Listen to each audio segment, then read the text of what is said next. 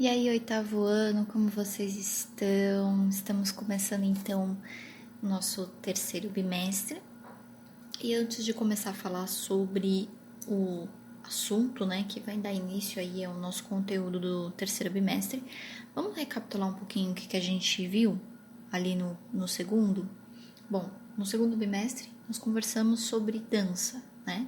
E danças que possuem matriz indígena e africana, matrizes étnicas. Percebemos também que essas danças, elas na verdade fazem parte do nosso dia a dia e que até então a gente não tinha percebido que essas danças possuem ligação com a cultura indígena e africana.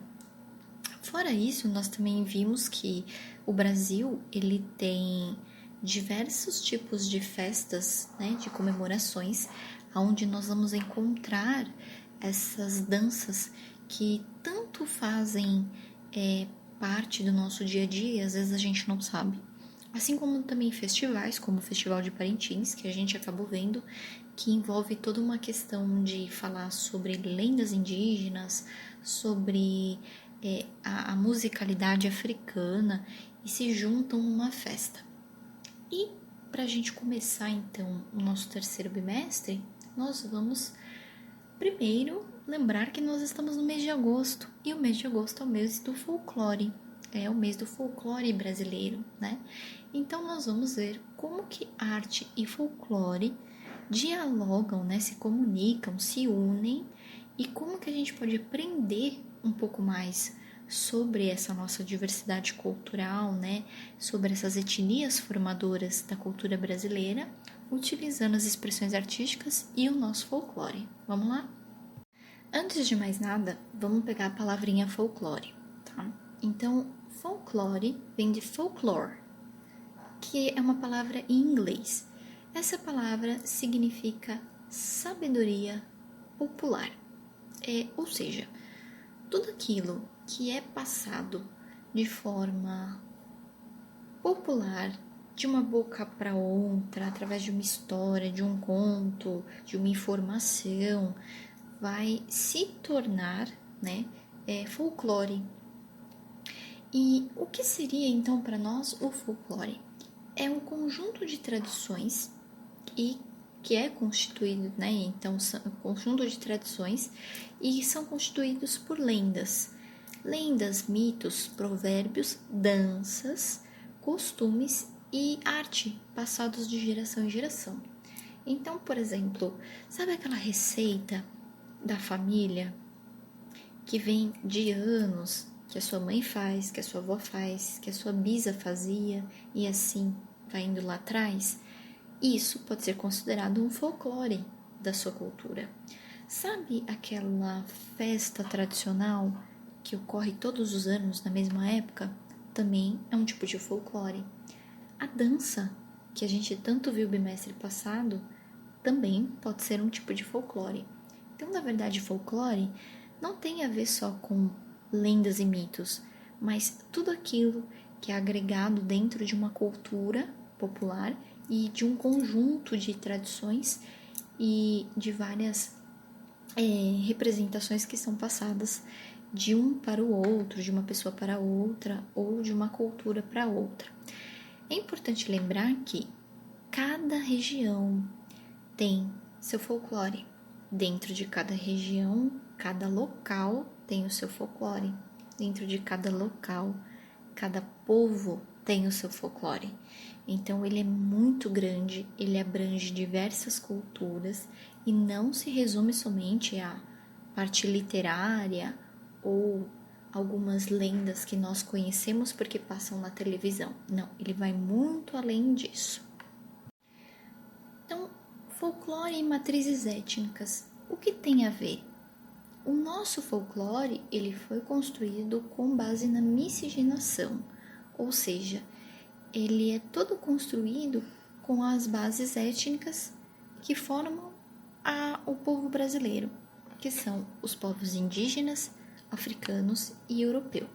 Então, quando a gente vai ver o nosso folclore, ele está todo misturado, porque eu tenho tradições que vêm dos indígenas, tradições que vêm dos africanos, tradições que vêm do europeu e elas se misturam. Então, se eu pegar, por exemplo, uma lenda, essa única lenda pode ter uma mistura de crenças. Ela pode estar falando de uma crença indígena com uma crença africana com uma crença europeia. Então, a matriz étnica, né, essa questão da influência dessas etnias dentro da nossa cultura, também faz parte do nosso folclore. Então, tudo que nós temos de folclórico tem a base ligada a uma dessas 3 etnias. Tá, mas qual a relação do folclore com a arte e vice-versa, né? O que tem a ver isso daí? Bom, a gente viu que as danças já possuem a matriz étnica e que danças fazem parte do nosso folclore. Então, o Bumba Meu Boi que nós vimos na festa de Parintins nada mais é do que uma lenda folclórica. É um folclore brasileiro. Nas artes visuais, na dança, no teatro e na música, o folclore brasileiro está muito presente. Todas vezes a gente canta músicas que falam sobre cultura indígena ou cultura africana e às vezes a gente nem sabe. Ou às vezes a gente faz ali uma brincadeira e não conhece esse fundo folclórico. A gente às vezes pode ter assistido uma encenação teatral e não faz ideia de que essa encenação possui elementos do nosso folclore. Então é sempre importante a gente entender que a arte ela traz muito do folclore através das linguagens artísticas e também de outras funções como artesanato, por exemplo. Só para a gente ter uma ideia, como que a arte e folclore pode estar ligado, né? Então, muitos artistas, desenhistas, cantores, dançarinos, musicistas, eles se inspiram no folclore brasileiro para criar suas obras. Então, por exemplo, a primeira imagem que nós temos aí é uma ilustração do Maurício de Souza sobre o Saci. O Maurício de Souza, ele é cartunista, ele faz e escreve as histórias em quadrinhos da Turma da Mônica. E a Turma da Mônica tem vários personagens do folclore brasileiro. Embaixo nós temos uma fotografia de um músico já falecido chamado Heitor Villa-Lobos. Esse músico, ele aprendeu música clássica e ele tinha o costume de mesclar instrumentos da música clássica com instrumentos regionais ou instrumentos que faziam parte do nosso folclore. Já na terceira imagem, nós temos o cantor Ney Matogrosso. Esse cantor, ele é muito conhecido por músicas diferentes e uma delas fala sobre, por exemplo, a lenda do lobisomem. Olha que legal! Então, o folclore ele está muito presente em várias produções artísticas brasileiras e, lógico, se a gente for pegar o folclore de cada lugar, a gente vai achar em cada local, cada região, cada país, danças, músicas, festas, peças de teatro que têm a ver com o seu folclore. No nosso cenário do Teatro Nacional, muitas peças possuem em seu contexto referências às matrizes étnicas, que vão desde o roteiro, ou seja, desde a história, que podem citar ou algum provérbio, ou alguma lenda, ou algum dito popular que tem a ver com folclore, até mesmo ao figurino.